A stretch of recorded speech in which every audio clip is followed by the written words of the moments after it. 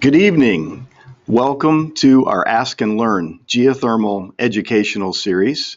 This webinar is on geothermal, a league of its own, how geothermal compares to other types of heating and cooling systems, and this is brought to you by Hydron Module Geothermal Systems. For a brief introduction, just allow me to introduce myself. My name is Tim Wright with Enertech Global, and with me this evening as the presenter is Jeremy Lang, also with Enertech Global. Hydron module systems are built by Enertech Global.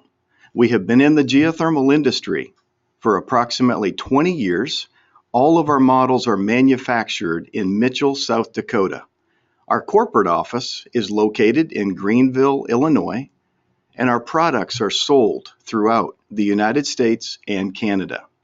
We manufacture residential and commercial products that are very focused toward customers, and obviously the main product focus is always around quality. So as we get started with this brief webinar this evening, here's how to make the most out of this webinar opportunity. First of all, feel free to take notes. Second, feel free to ask any question. And as you see with asking questions, you will have a small little box located over on the right-hand side of your screen that is called out as questions. Feel free to type your question into that box and then hit the send or submit, and then that will show up on our screen. And at the end of our webinar time, we'll be more than happy to answer those questions for you. Here's the cool part. You get to research and review anything about Enertech, Hydron Module, and we're here to answer your questions. I'm going to turn this over to Jeremy now, and it's all yours, my friend. Thank you, Tim.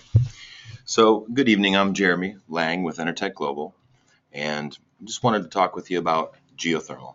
A lot of people think geothermal is new technology.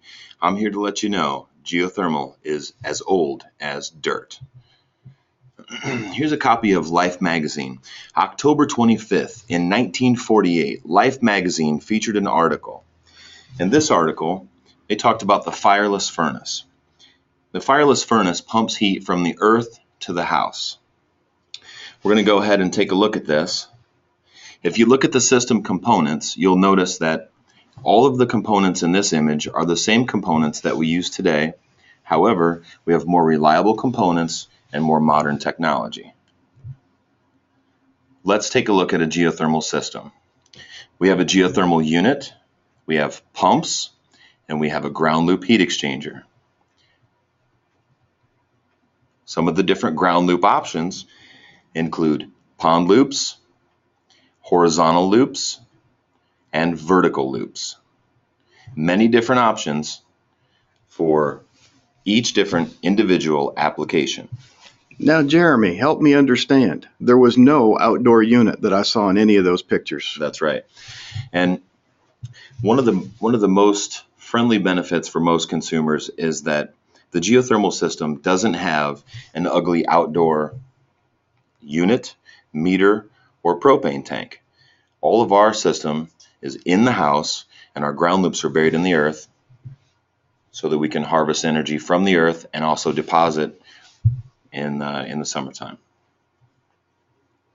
So let's take a look at how this operates. Geothermal systems operate much like a giant refrigerator. When you put a warm crock pot into the refrigerator turns on, absorbs the heat from the air and from the crock pot, takes it to the compressor raises the temperature and deposits the heat into your home. A geothermal system is operating in much the same manner. What we have is, in the air conditioning mode, the fan brings warm air from the return air in the house, pulls it across the cool air coil, which absorbs the heat, and discharges cool air through the registers to keep you comfortable when the weather's warm. We also have a compressor, and we have two liquid-cooled heat exchangers. One of those heat exchangers takes the heat from your home and deposits it into the preheat tank so that you could shower and do dishes with it. Then we also have the ground loop. The remainder of the heat is deposited in the ground loop heat exchanger using liquid moving through the pumps. So Jeremy, again, just to briefly help me understand and everyone on the call understand, you're meaning while I am getting air conditioning for my home, this is also preheating my hot water. Absolutely, Tim, that's right. So your central air conditioner, if you have one at home, would typically absorb the heat from your home and throw it outside and get rid of it. Whereas a geothermal system will recycle that heat energy into the storage tank so that you can use it for potable hot water. It's pretty neat. In the heating mode, the system reverses, and actually the fan will absorb cool air from the house, pull it across a warm air coil, and blow warm air through the registers, keeping you comfortable year-round. Let's take a look at the costs. In order to make a fair comparison of geothermal versus natural gas or propane, what we have to take a look at is the cost per million BTUs. So basically, we're going to look at the work that this machine does. If we look at a geothermal system, the average geothermal system is about a 4-ton system for a 2,000 square foot home. That's the example that we've got highlighted here with the green arrows. On the top of the box, if you're purchasing electricity at 5 cents a kilowatt, that system would deliver 1 million BTUs, and it would only cost $3.76. If your electricity prices double that, you're going to still be only at $7.51 per million BTUs.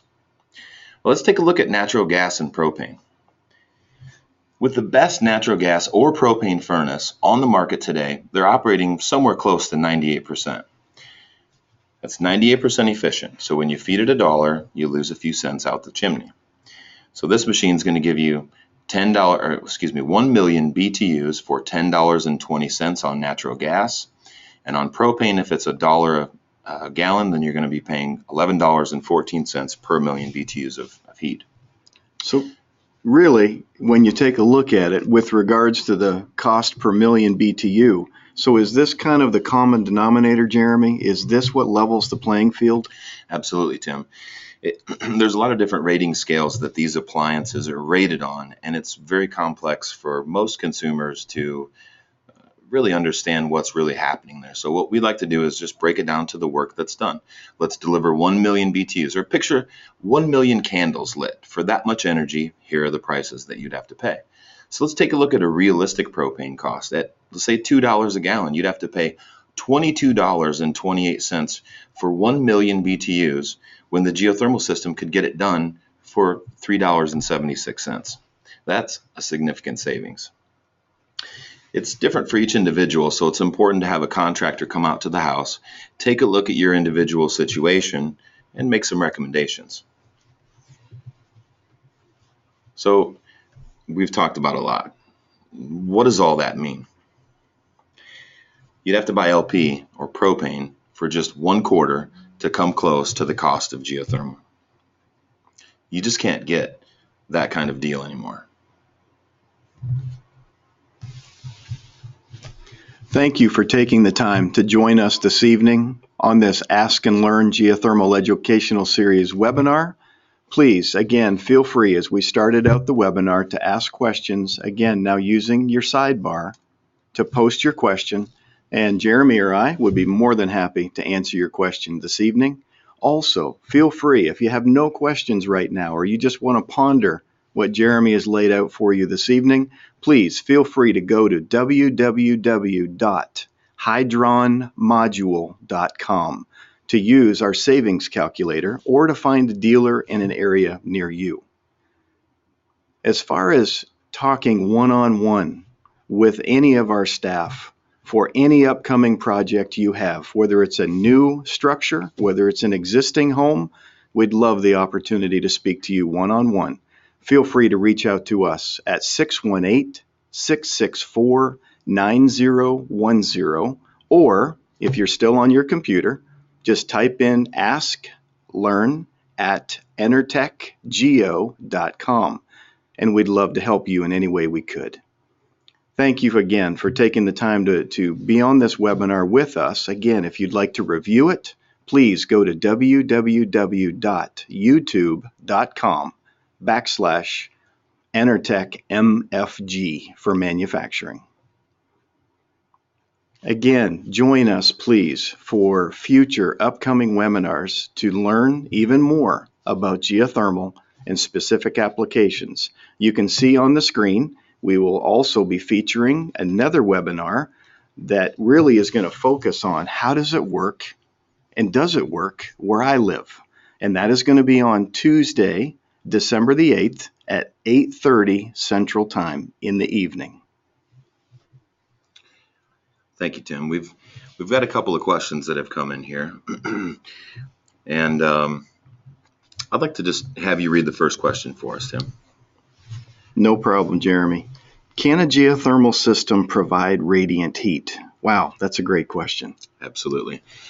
You know, a geothermal system is the most efficient way to heat and cool any structure. And a geothermal system is one of the most flexible heating and cooling systems out there. We can absolutely provide all of your comfort through radiant in-floor system. Most of the people out there are choosing to do a forced air geothermal system unless they're building a new home. If you're building a new home, it's very, very wise to install tubing in the floor with insulation underneath of it so that we can provide your heat from the floor up. It's a lot more comfortable. It's a lot more efficient because you don't have the air moving and the leakage through your duct system if it's in an unconditioned space. So that's a great question. We've got another question that came in here, and I'll go ahead and take this one here. How does a geothermal system work with renewables like solar and wind, or how does a geothermal system compare? That's a great question. Geothermal systems are renewable energy. The energy that we absorb from the earth is actually from the sun. So if we take a look at a geothermal system, we're actually harvesting 75% of the energy that you need from the yard. So we have 75% of your energy requirement on site. If you're interested in purchasing a solar or a wind system, that means that we can reduce the requirements that your system would have to provide for your home because we're reducing the requirements or the need for your home's energy. Harvesting that energy from the backyard is just smart. Jeremy, another question that gets posed quite often is why else would people want to go geothermal? You've talked and identified the energy savings, the fact that there's no outdoor equipment, but help us understand a few other advantages of geothermal. You know, geothermal systems are a lot more comfortable. In my home, I had an old fossil fuel system, replaced it with a geothermal system, and I noticed that from level to level, my home is more comfortable. The basement isn't as cold as it was before. I have more even temperatures from one end to the other of my house. So it's just a lot more even, what I like to call a soft heat. So Jeremy, really, when we're talking about comfort, it's really the absence of discomfort. Absolutely, Tim. Yeah, that's one thing that's pretty popular as we go out and encounter homeowners. Hot and cold spots throughout their house are just common all over the place, whether it be upstairs, downstairs, or in the bedroom farthest from their comfort system. A geothermal system has a variable speed fan which evenly distributes the air through the house so that you can stay comfortable year round. And the system will clean the air more effectively than any other system out there because we're moving more air than most conventional systems. So we have no outdoor equipment, we're more comfortable, we're more efficient, we have no carbon dioxide emissions because we run on electricity, we do not run on fossil fuel, and we do not waste any energy out of a chimney or a flue like another gas heating appliance. So really, can we say tonight that we're not burning a fossil fuel on site? That's right, Tim. We're leveraging electrical input energy. The geothermal system is an investment. If you're going to live in your home for any length of time, it's wise for you to invest in a geothermal system. That system is going to be operating in your home whether you're there or whether you're not. 24/7, your house is going to be maintaining temperature. So a lot of times people look at that as, I'd say they take it for granted. But a geothermal system allows people to appreciate the comfort in their home because they've never realized how uncomfortable their home was. Unbelievable. So one other question for you, and I don't mean to get too technical, but I've often heard of this term COP, Yes, sir. coefficient of performance. Absolutely. Can you just hit me with that? Yeah. So $1 in to dollars out. That's what COP is. So let's take a look at a system that has possibly a COP of 3 or a COP of 4 or 5. What that means is that that system is 4 or 500% efficient. When you feed it $1, you're going to get, on the worst day, $3 worth of heat out of that machine because we're harvesting all that energy from the yard. On mild days, we're going to be able to get efficiencies up to 4 or 500% efficient, just like your car. We're not working it hard because the weather's mild. So the COP essentially is your efficiency. And a fossil fuel system has a COP of less than 1. So you're spending money on energy there that you're just losing. Unbelievable. So as we wrap up the webinar and take another look at our future webinars, we love the opportunity to get with our customers. So again, we have asked and certainly putting up the offer that we'd love the opportunity to speak with you.